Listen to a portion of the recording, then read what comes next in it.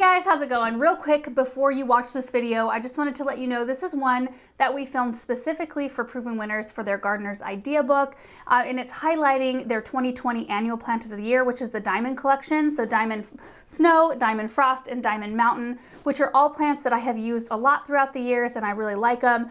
So anyway, I just wanted to let you know why we filmed this video, but I thought that you guys might be interested in all this information as well, just because they have been such amazing plants for me, and if you haven't tried them, you definitely should give them a shot. So anyway, enjoy the video. Hey guys, how's it going? Laura with Garden Answer. Today I want to talk to you about the 2020 annual plant of the year, which is the Diamond Collection. It encompasses 3 different beautiful euphorbias. There's Diamond Snow, Diamond Frost, which I have sitting right here in front of me, and Diamond Mountain. They all 3 have very different growth habits, and they all have their place within the landscape. So I just want to talk to you about some of the differences between the 3 varieties and then how you can use them in your own garden space. Before I get into each individual variety, some of the similarities that all 3 of them share is that they like a fold apart sun situation, but they actually have proven themselves to perform fairly well in a shadier spot. They don't get quite as big, but they'll still do it. And I've put it to the test in our own garden that way as well. I've put them in really sunny spots and in shadier container combinations, and they look beautiful either way. They're also all resistant to rabbits and deer. So if those are things that you deal with, this is a great annual choice for you. And they're super drought and heat tolerant, and they do not need to be deadheaded. So they're in the Euphorbia family. They're related to poinsettia. And the interesting thing about this plant is the white blooms that you see are actually not blooms. Those are bracts, just like a poinsettia, how the poinsettia's leaves color up around Christmas time. This is the same kind of thing. Their actual bloom is very, very small, and it doesn't show up like the white leaves do. And that's why they look like they're always in bloom. They don't cycle in and out of bloom like some plants do. These always look like this. And that makes them a really good candidate for being a houseplant as well. In fact, this one right here has lived in my house all winter long. I had this one left over in our greenhouse in its original container, and I've just kept it near a grow light, and I give it water once a week, just a little bit, and this is what it's done all winter long. I actually cut it back to about, you can kind of see in there, I cut it back to about here, and it's put on new growth, really fresh, and has performed really well. So now let's talk about all 3 varieties and some of the differences. I think the differences make them all a very unique plant, even though they kind of have the same-ish look, but they each fill a unique need in the garden. So let's start with the smallest one first. It's the Diamond Snow. This one stays very compact, very neat and tidy. It kind of stays to itself. It doesn't trail out all over the place, and it provides the most intense show of color ever. I mean, it's just the ratio of white to green is crazy. You hardly ever see green. It's usually just this big mound of white. And because they stay so small, it makes them a really good candidate for smaller applications like small containers, window boxes, hanging baskets, and the fact that they are very drought tolerant makes them good for smaller soil reservoir situations because they don't need a whole bunch of extra water. They thrive in that kind of situation. And next is the Diamond Frost. This one right here, it grows about 12 to 18 inches tall and wide, and you can see just based on the way this plant looks, it's very airy and very ethereal looking, and it really intermingles beautifully with other plants. Like, it'll sit kind of where it's at and produce some nice color right here, but then it'll send out its little branches and they kind of pop up in and amongst other plants, and I've put them with several different kinds of things. Superbenas, Supertunias, Superbells, Ipomoeas even, and just a Coleus, Creeping Jenny. I could probably go on and on. In fact, I'm going to show you a bunch of pictures from our own garden and how I've used them here in just a minute. But I would say that this is the most versatile of all of them in terms of the way it grows and how big it gets. And then the third one is Diamond Mountain. And the first time I ever planted this variety was last year, or maybe the year before. It was fairly recent, but this one grows big, so you've got to give it some space. It wants to get 2 to 3 feet tall and wide. But it grows much like this one, like same kind of habit in that it's very airy and it still intermingles well with other plants. So I think that that's a really good candidate to use in larger areas, and you're going to see me use a lot of it this year on the west side in our new moon garden area, because I think it's a perfect plant for that sort of space. Okay, so now what I want to do, I've got my computer here with a bunch of pictures of all 3 of these varieties of euphorbia, all projects that we've done in our own space, just so I can show you how they've performed for us. And I wanted to start first with the Diamond Frost euphorbia. And you can see here in these first pictures, I planted up a couple of concrete containers. There was an Alberta spruce in the center, and this was about mid-May. And then I have 3 Super Bells white and 3 Diamond Frost Euphorbia. So about mid-July, the Alberta spruces, something weird happened to them. They got really sunburned on one side, like scalded, and they looked really bad. So what I did is I cut them out with a pruning saw, left the annuals around the outside, cut those spruces out and potted them up and put them back behind our barn so they could recuperate back there. And then I popped Desert Plains Pennisetum in the place of those as my thriller kind of centerpiece plant.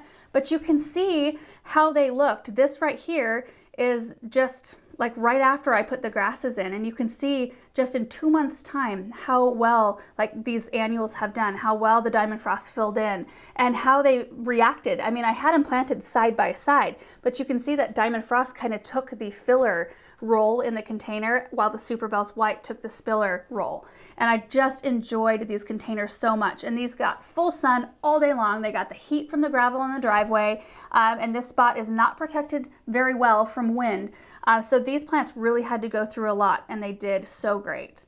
The next set here, this is a container from this past season where I did toucan yellow cannas and then some lantana that I can't remember the name of, and Diamond Frost Euphorbia. And you can see just the growth habit. This is a really good example of what the growth habit looks like and how well they filled in. And then I had a trio of containers kind of behind our gazebo, and I just did kind of a random assortment of plants. There's some geraniums in there, coleus, ipomea, bidens, purple fountain grass, and then you can see kind of in the center the Diamond Frost Euphorbia. And you can see how just that little bit of white, that little accent in there really elevated the whole design. It popped that little bit of color in there to brighten up the whole display. And then I wanted to show you a couple ways I used it with the color red, which is a little bit surprising for me because red is not something I use a ton of, but Supertunia Black Cherry is a red that's, I think, on the cool side of things, and it pairs really well with pink. And I have a window box in the front of our chicken coop that I did some Supertunia Black Cherry, some Super Bells, I think Strawberry Punch, is that right? And Diamond Frost Euphorbia there in the center. And I just think that blend is beautiful. And then again, here's another kind of closer up picture. I've got Prince Tut in the center of this container, along with Supertunia Black Cherry and Diamond Frost Euphorbia. And the color contrast between that red and the white is really nice. And real quick, here's another example of the Diamond Frost. This is like right after I got done planting these containers on the west side this past year. Purple Fountain Grass, Diamond Frost Euphorbia, Super Bells White, and Dichondra Silver Falls. And this next set of containers was a really good learning experience. Completely different color scheme going on in here, a little less cool with a lot of blue. We've got that lemony lace elderberry in the center that's just bright and kind of golden. Wicked Witch Coleus, there's some Falling in Love Sweetly, anemones, Dichondra Silver Falls, and then the Diamond Frost Euphorbia. I learned in this container arrangement that the Diamond Frost and a Color Blaze Coleus, unless you're gonna be diligent about keeping that Coleus pruned back, are probably not the best match unless you give them enough space. Had I put that Diamond Frost a little bit further away from that Coleus, I may have been able to see it, but that Coleus in the Color Blaze series, they get huge and they're amazing performers, and I don't like to fuss with my containers. I usually don't put stuff in that I have to prune a lot. So it was a good learning experience for me. So next time I put a Coleus in a container, I'll probably put Diamond Mountain Euphorbia next to it rather than the Frost. All right, so moving on to Diamond Snow. This is a container I created last year just to go in our vegetable garden with all white kind of colors, white leaves and white flowers. And you can see how intense of a show that the Diamond Snow gives in a container. I mean, this is paired alongside Supertunia White, White Geranium, Skyrocket Pennisetum in the darker colored container so that the contrast was really great. And I think that this was just a beautiful mix. And then you can see the Diamond Snow alongside some different colors of leaves. So there's some Wicked Hot Coleus, some Chocolate Drop Coleus, Dichondra Silver Falls. I did learn in this case too that the Coleus will eventually take over. So Diamond Mountain would have probably been a better choice in this container, but it looked really good for about 2 months before that happened, and it was just a really beautiful bright pop. And then Diamond Snow in with some Super Bells, so you can see it with some other colors there, and you can just see how its growth habit is more compact and how it stays kind of on its own and it doesn't want to branch out and kind of intermingle. I thought this was a really good example of that right there. And last is Diamond Mountain Euphorbia, and I don't have a lot of examples of this one yet because I haven't been growing it for too long, but this brick raised bed area is one we planted up this past season, and I used it in there. You can see in the center King Tut, and then plain the blue salvia around that, and then a ring of Diamond Mountain Euphorbia, and then lemon coral sedum, and then this is what it looks like not too long afterward. It did not take these plants very long at all to fill in their space, and then they just kept getting bigger and bigger, and I love the pillowy look of that Diamond Mountain. You can really see, like, it really shows off all the other plants around it, and I think it complements especially the King Tut beautifully. That really wispy top of the King Tut, and then your bulkier layer like your weight with the plain the blue salvia, and then the pillowy Diamond Mountain, and then you've got another layer of weight down below with the lemon coral.